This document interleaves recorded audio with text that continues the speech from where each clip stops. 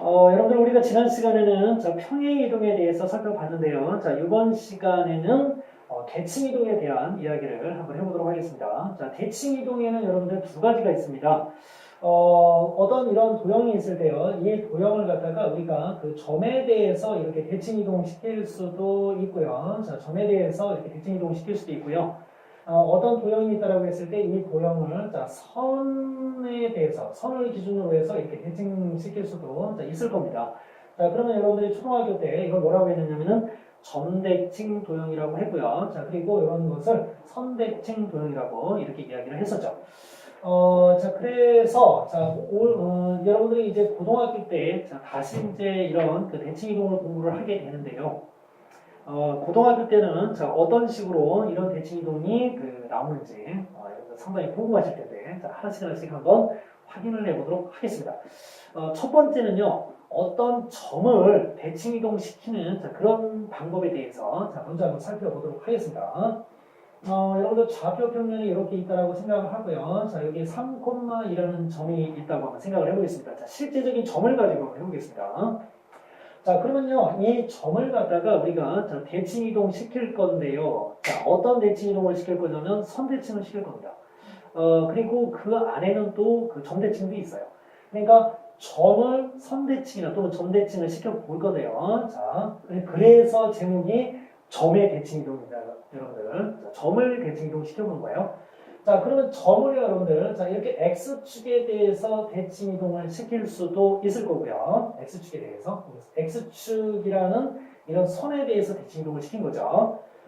그리고 이번에는 이게 Y축에 대해서도 이렇게 또, 대칭 이동을 시킬 수 있을 겁니다. 그리고 이것도 그러면 Y축이라는 어떤 그 직선에 대해서 대칭 이동을 시킨 거죠. 선대칭입니다.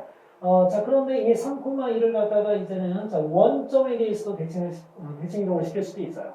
그럼 이 원점이라는 것은 점대칭이 되겠죠. 이런 우리가 그 선대칭 두 개, X축과 Y축에 대한 선대칭 두 개와 그 다음에 원점, 점에 대한 대칭, 이렇게 한번 생각을 해볼 수 있는데, 그때 여러분들 좌표를 한번 살펴보도록 하겠습니다. 요 점의 좌표는 여러분들 어떻게 될까요? 3,1을 X축에 대해서 대칭을 시키면요. X 좌표는 변하지 않습니다. 그렇지만은, 아까는 이 기준이 되는 요 점은 위쪽으로 이만큼 올라갔지만, 이건 아래쪽으로 이만큼 내려가야 돼요. 그래서, Y 좌표가 뭐가 되느냐? 3,-2가 됩니다. 여러분들 그런 식으로 생각하신다면, 얘는 어떻게 될까요? X 좌표가 마이너스가 되고요. Y 좌표는 플러스가 되는 걸 알 수 있고요. Y 좌표는 변하지 않습니다. 그런데 원점에 대해서 대칭 이동을 시키면 어떻게 됩니까? X 좌표와 Y 좌표가 모조리 바뀌는 걸 알 수 있죠. 그러면 이 내용을 여러분들, 이론으로 이제 체계를 잡아보도록 하겠습니다. 여러분들이 X, Y를요, X축에 대해서 만약에, 대칭 이동을 시키시게 되면은요, 뭐의 부호가 바뀌냐면, Y 부호만 바뀝니다. 이렇게 Y 부호만 바뀝니다. 그러면 이제 Y축에 대해서 대칭 이동시키면 어떻게 됩니까? 그러면 Y축에 대해서 대칭 이동하면 X 좌표만 바뀌게 되죠. 그리고 원점에 대해서 대칭 이동시키니까 어떻게 됐습니까? 부호가 둘 다 바뀌는, 이런 상황이 됐습니다. 그런데, 이 세 가지만 살펴볼 게 아니라 여러분들, 또 다른 직선이 있습니다. 그 직선이 바로 뭐냐면, Y는 X라는, 그런 직선인데요. 좌표 평면상에, Y는 X라는 직선을, 이렇게 한번 선생님이 잡아보겠습니다. 그러면, 하나, 둘, 그리고 이쪽도 하나, 둘, 이렇게 잡아보겠습니다. 그러면, 어떤 점을 잡아보느냐면요. 2,1을 한번 잡아보도록 하겠습니다. 2,1. 그림이 조금 정확하지가 않은데요. 조금만 내려볼까요? 이렇게. 여기가 1, 여기가 2입니다. 여기가 1, 여기가 2입니다. 그러면은, 요 Y는 X라는 이 직선에 대해서 이 점을 이렇게 대칭 이동시키게 되면은, 요 거리가 똑같게끔, 수직으로 반대쪽으로 그림을 그려주면 되죠. 요 점의 좌표가 여러분들 뭐가 됩니까? 이렇게 되면은 1,2가 되죠? 즉 어떤 점을요, 이 쉬운 예를 통해서 우리가 확인해 볼 수 있는 것이 어떤 점을 Y는 X라는 직선에 대해서 대칭을 시키게 되면 X 좌표와 Y 좌표가 어떻게 됐습니까? 바뀌었어요. 그죠? 그래서 만약에 여러분들이 Y는 X라는 그런 직선에 대해서 X, Y를 대칭 이동 시키잖아요. 그러면 X 좌표와 Y 좌표가 바뀌게 됩니다. 그런데 Y는 마이너스 X라는 직선에 대해서, 그러니까 이 직선에 대해서 여러분들이 대칭 이동을 시키게 되면요, 그냥 이렇게 위치만 바뀌는 게 아니라요. 위치만 바뀌는 게 아니라 x와 y의 부호까지도 바뀝니다. 그러니까 x, y를 y는 마이너스 x에 대해서 대칭을 이동을 시키면은요. 그 x와 y가 위치도 바뀌면서 부호도 바뀌네요. 자, 그런 특징을 나타내게 됩니다. 자, 그러면은 자, 실전 문제 한번 자, 풀어보도록 하겠습니다. 자, 점 마이너스 5,7이요. 다음에 대해서 대칭 이동한 점의 좌표를 구하라고 했습니다. 자, x축에 대해서 대칭 이동을 시켜보고 싶답니다. x축에 대해서 대칭 이동을 시키면 뭐가 바뀐다고 그랬죠? 자, y좌표가 바뀐다고 했고요. 자, y축에 대해서 대칭 이동하면 어떻게 됩니까? x좌표만 바뀐다고 했습니다. 자, 그리고 원점 대칭 이동하면은요, x축과 y좌표의 부호가 다 바뀌고요. 자, 그 다음에 직선 y는 x에 대해서 하면 어떻게 됩니까? x좌표와 y좌표가 바뀌게 됩니다. 자, 그런데 y는 마이너스 x에 대해서 대칭 이동하면 어떻게 된다? 바뀌긴 바뀌는데 부호까지 다 바뀌는 자, 이런 상황이 벌어진다고 했죠. 자, 이것이 점이 직선이나 또는 점에 대해서 대칭 이동될 때의 그런 어떤 특징이라고 여러분들에게 생각을 해주시면 되겠습니다. 자, 그러면 이제 다음에는 자, 지금까지는 우리가 어떤 점을 갖다가 x축, y축 원점, y는 x, y는 마이너스 x라는 이런 점이나 또는 직선에 대해서 대칭 이동됐을 때의 상황을 살펴봤는데요. 자, 지금서부터는 도형이 어떤 직선이나 또는 그 점에 대해서 자, 대칭 이동이 되면 또 상황이 어떻게 되는지 자, 한번 살펴보도록 하겠습니다. 우선은요, 자, 여러분들한테 선생님이 어떤 도형을 x축에 대해서 대칭 이동시키는 자, 그런 상황을 한번 보여드리도록 하겠습니다. 자, 여러분들 y 이렇게 좌표평면 x축과 y축으로 이루어진 좌표평면이 있다고 한번 생각을 해보겠습니다.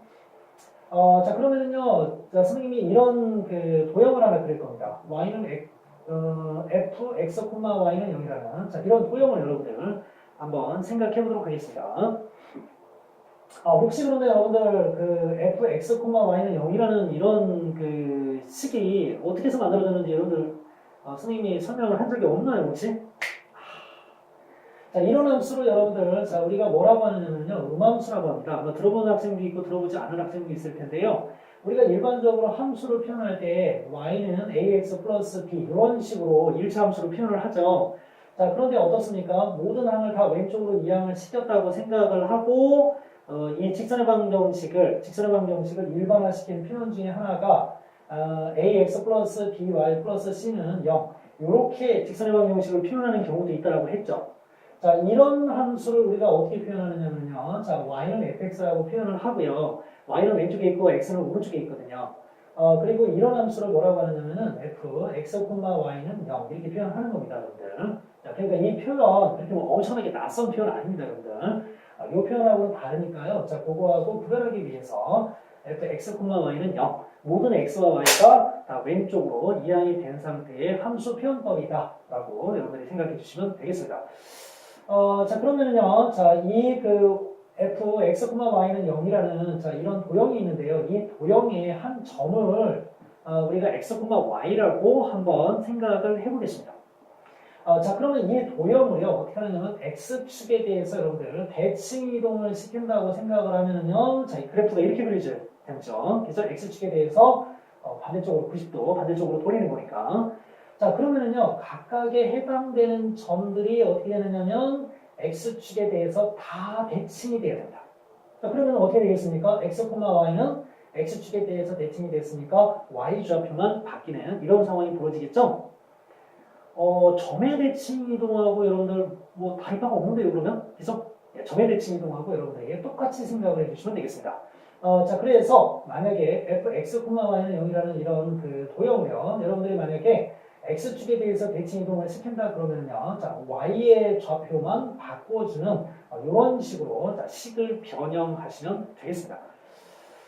자, x축 대칭은요, 자, y의 부호만 바꿨고요. 자, 도형의 방정식에서 y의 부호만 바꿨고요. 자, y축 대칭하면 x의 부호만 바꾸고요. 원점하면 어떻게 됩니까? 둘 다 바꿔줍니다.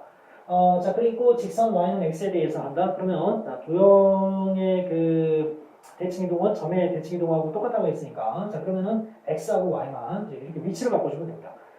자, 그리고 또 하나, 자, y는 마이너스 x에 대해서 대칭 이동을 하게 되면은요, 자, 어떻게 된다고 했죠? x, y만 바뀌는 게 아니에요. 바뀌는데 부호까지 바꿔줘야 돼요. 그래서 자, 그거 여러분들 신경 쓰시면 되겠습니다. 자, 그렇다면은, 자, 실전 문제, 자, 필문제 또 한 문제 풀어보셔야 되죠. 자, 3x 플러스 5y 플러스 7은 0을 각각 x축, y축 이런 것들에 대해서 대칭 이동 시켰을 때의 그때 도형의 방정식을 구해봐라. 이런 문제입니다. 자, x축 대칭 이동 시키면 어떻게 한다고 그랬죠, 여러분들? 자, 뭐만 바꿔주라고 그랬죠? y의 부호만 바꿔주라고 했죠. 이렇게 됩니다. 그 다음에 y축 대칭 이동 시키면 뭐가 바뀐다고 했습니까? x의 부호가 바뀐다고 했습니다. 자, 그런데 맨 앞에 부호가 음수인 것은 조금 그렇다고 그러죠. 그죠? 자, 그래서 조금 수준 있는 그런 표현, 자, 이런 표현 여러분들이 구사하면 좋을 것 같습니다. 자, 그리고 원점 대칭 이동하면 어떻게 됩니까? 그러면 원점 대칭은, 자, 부호를 다 바꾸라고 했죠. 이렇게. 자, 그러면 이렇게 되고요. 자, 맨 앞에가 또 마이너스는 안 되니까, 자, 3x 플러스 5y 마이너스 7은 0. 이렇게 써주시면 한결 더 고급스러운 표현이 되겠습니다. 자, 그 다음에 직선 y는 x인데요. 자, x와 y 바꿔 쓰라고 했어요. 아예 그냥 바꿔가지고 써볼까요? 그러면, 자, 5x 플러스 3y 플러스 7은 0이 됩니다. 자, 그리고 마지막 y는 마이너스 x에 대해서 대칭 이동시키면 어떻게 해라? 바꿔주는데 부호까지 바꾸라고 그랬어요. 그러면은 마이너스 5x 마이너스 3y 플러스 7은 0 이렇게 되죠. 자, 그러면 또 맨 앞에가 또 음수인 거. 이거 뭐 우리가 또 그냥 놔둘 수 없죠. 자, 바꿔줍니다. 자, 그래서 이렇게 여러분들이 평행의 방정식을 완성해 주시면 되겠습니다. 우리가 지난 시간에는 평행의 이동을 살펴봤고요. 자, 오늘 대칭 이동을 살펴봤습니다, 여러분들. 자, 오늘 공부하신 내용 어떤가요? 그렇게 많이 부담스럽진 않죠? 우리가 도형의 방정식이 네 단원으로 되어 있는데요. 이 마지막 네 번째 단원이 그래도 네 단원 중에서는 우리한테 좀 이렇게 좀 뭔가 자신감과 힘을 불어주는 그런 단원이 아닌가 하는 생각이 좀 듭니다, 여러분들. 자, 오늘 여러분들 수업 들으시느냐고 고생 많으셨고요. 자, 다음 시간에 또 새로운 내용으로 또 여러분들과 만나도록 하겠습니다. 수고하셨습니다.